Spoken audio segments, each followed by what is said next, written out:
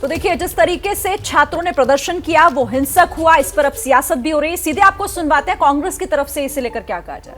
परीक्षाओं को लटकाने का परिणाम है ये युवा पीढ़ी भुगत रही है। आप देश के किसी भी कोने में चली जाइए, ये सिर्फ बिहार और उत्तर प्रदेश का मामला नहीं है, आप देश के किसी भी कोने में चले जाइए, आज युवाओं के पास नौकरी नहीं है, क्योंकि 2 करोड़ रोजगार हर साल देने वालों जिन्होंने वादा किया था कि हर साल 2 करोड़ रोजगार देंगे और अभी तक 14 करोड़ से ज़्यादा रोजगार दे चुके होते, उन्होंने सिर्फ रोजगार को नष्ट करने का, एक इंस्टीट्यूशनल वे में रोजगार को खत्म करने का काम किया है। रोजगार उनकी विफलता से नष्ट हुआ है। नोटिफिकेशंस आते हैं, परीक्षा रद्द होती है, धांधली आती है, परीक्षा में चीटिंग हो जाती है, न्यायालय में मामला अटक जाता है। ये हर परीक्षा में देखा जाता है। और रेलवे जो इस देश का सबसे बड़ा एम्प्लॉयर होता था एक ज़माने में, आज रेलवे परीक्षा कराने में असमर्थ है। और इसका सल्यूशन जो बोला जा रहा है कि परीक्षा रद्द हो जाएगी, नहीं है, क्योंकि जो बच्चे आज 2019 में एलिजिबल थे वो आज एलिजिबल नहीं होंगे। तो आप क्यों बच्चों के भविष्य के साथ इस तरह का खिलवाड़ कर रहे हैं?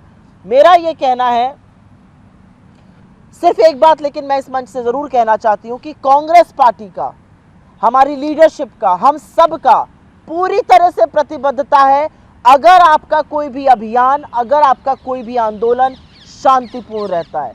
मुझे लगता है किसी भी अभियान में, किसी भी आयोजन में, किसी भी आंदोलन में लेश मात्र भी हिंसा की जगह नहीं है। मैं लोगों का रोष समझती हूँ और ये रोष समझना ज़रूरी है। ये युवा पीढ़ी है, इन लोगों ने पैसा दिया, इन लोगों ने अपनी ज़िंदगी के 3 साल दिए और इस आस्था से दिया कि नौकरी मिल जाएगी, और अब इनको बोला जा रहा है कि शायद नौकरी नहीं मिलेगी, पूरी तरह से रद्द हो जाएगा, धांधलेबाजी। और ये 20 टाइम्स भरना था, भरा सिर्फ 7-8 बार गया है जितने पद थे। तो दिक्कत की बात यह है, मैं इनका रोष समझती हूँ, लेकिन इन युवाओं को इस मंच से मैं कहना चाहती हूँ, और हमारे लीडर राहुल जी ने ऑलरेडी कहा है कि ये गांधी का देश है, ये सत्य और अहिंसा से चलता है। किसी भी आंदोलन को अगर शांतिपूर्ण करेंगे तो बड़े बड़े तानाशाहों को घुटने टेकने पड़े हैं और वो घुटने टेकेंगे। ये समझना, ये जानना ज़रूरी है।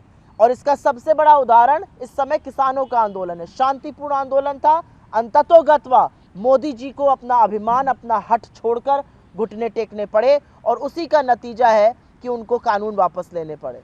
तो मैं सिर्फ यहाँ से एक ही अपील करना चाहती हूँ, कल रेल रोको आंदोलन 28 तारीख को आयोजित किया गया, हम इसको अपना समर्थन देते हैं। शांतिपूर्ण ढंग से कोई भी अभियान, कोई भी आयोजन करना होगा, क्योंकि जैसा कि मैंने कहा, ये गांधी का देश है, गांधी के देश में हिंसा की लेश मात्र भी जगह नहीं है।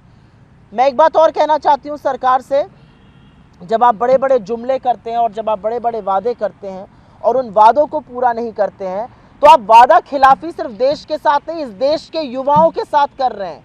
हिंदुस्तान देश का, विश्व का सबसे युवा देश है, और युवाओं को सिर्फ और सिर्फ रोजगार चाहिए, और उनके रोजगार को छोड़कर आप हर बात करने को तैयार हैं। आप क्या कहिएगा उन किसानों से जिन्होंने जाड़ा गर्मी बरसात नहीं देखा? आप क्या कहिएगा उन युवाओं से, हाड़ कांपती ठंड में अगर वो रेलवे ट्रैक पर बैठे हैं तो वो किसी को चोट नहीं पहुंचाना चाहते हैं, वो किसी को असुविधा नहीं देना चाहते हैं, लेकिन दिल्ली और बिहार और उत्तर प्रदेश की सोती हुई सरकारों को जगाने के लिए, रेल मंत्रालय में प्राइवेटाइजेशन के नुमाइंदों को जगाने के लिए अगर वो बैठे हैं तो आपको उनकी बात सुननी पड़ेगी।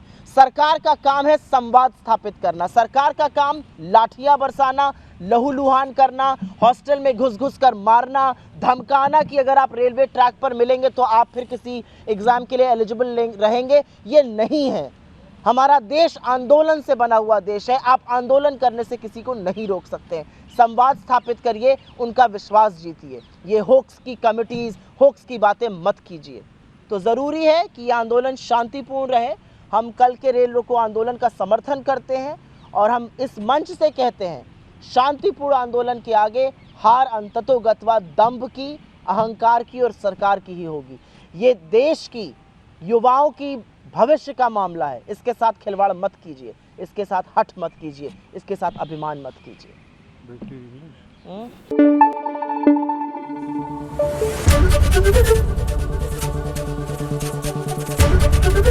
एबीपी न्यूज आपको रखे आगे।